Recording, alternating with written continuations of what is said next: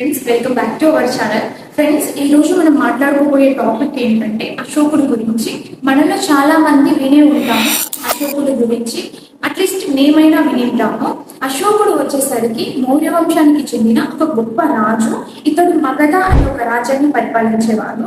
ఇతడు చిన్నతనం నుంచే చాలా క్రూరమైన యుద్ధాలు చేసి సామ్రాజ్యాలను అనేది ఆక్రమించుకునేవాడు. అందుకే అతన్ని చిన్నతనం నుంచి ఏమని పిలిచారంటే చండాశోకుడు అనేది ప్రజలు పిలిచేవారంట. అశోకుడు చివరిగా చేసిన యుద్ధం ఏంటంటే కళింగ యుద్ధం. అతడు కళింగ సామ్రాజ్యం అనే ఒక రాజ్యం ఉంది, అది ఒక గణతంత్ర రాజ్యం. ఆ రాజ్యాన్ని ఆక్రమించుకోవడానికి చేసిన యుద్ధాన్ని కళింగ యుద్ధం అంటారు. ఈ యుద్ధంలో అతడు విన్ అయినా కూడా అతడు సాటిస్ఫాక్షన్ కావలేదు. అతడు ఆ సామ్రాజ్యాన్ని దక్కించుకోవడానికి ఆ యుద్ధం చేసినప్పుడు కొన్ని లక్షలాది మంది చనిపోయారు. ఆ దృశ్యం అతన్ని మార్చేసింది.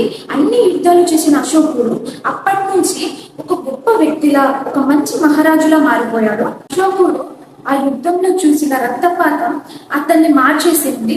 అతడు ఆ రోజు నుంచి అహింస, దయ, ధర్మ మార్గాలు ఎంచుకునేలా చేసింది. ప్రజల కోసం ఆసుపత్రులు, బావులు, రహదారులు నిర్మించాడు.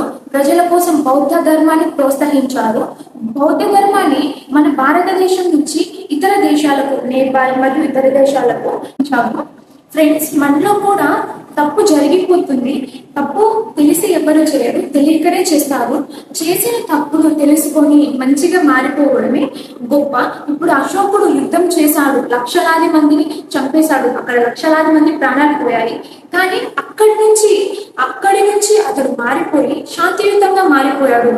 ప్రజల కోసం ఆసుపత్రులు, బావులు, చెట్లు నాటడం, రోడ్ల వైపుల బిల్డింగ్ చేపించడం, బావులు తవ్వడం, ఆసుపత్రులు నిర్మించడం, బౌద్ధ ధర్మాన్ని ప్రోత్సహించడం, శాంతియుతంగా మారిపోవడం, ఇలా ఎన్నో చేశారు.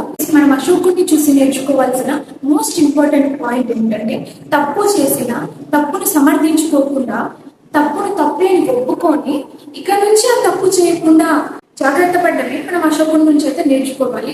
Thank you for watching friends.